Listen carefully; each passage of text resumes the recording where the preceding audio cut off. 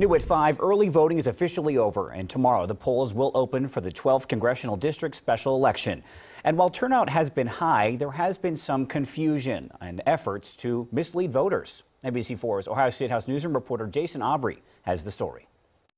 There has been a steady stream of people showing up to vote early today and over the past few weeks. Now, some of those people are being turned away because they don't live in the district that's able to vote. Regardless, the Board of Elections says they are seeing more people turning out than they anticipated. Well over 8,000 people have come down and cast their vote at the Franklin County Board of Elections Early Voting Center, and more would have if they could. Anybody who's watched any local TV sees they're inundated with commercials from both sides, and there is some confusion as to who can vote and who can't. One of the voters who could vote is George Thomas. The right to vote is a right that we have as an American citizen, and it's one of the most important ones we can exercise.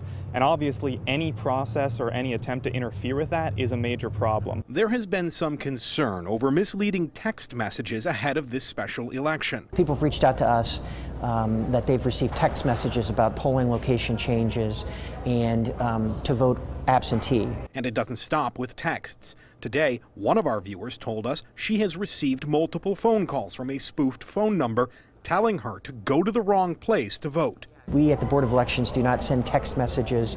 We don't call.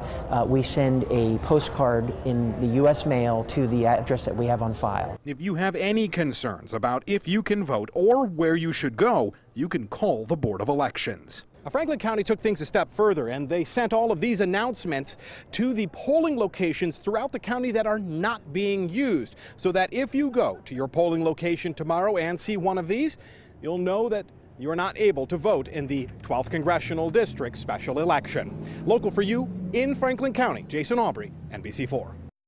And NBC4 is your local election headquarters. We'll be following the special election tomorrow in the 12th Congressional District, and we'll bring you those results after the polls close here on the air and online at NBC4i.com.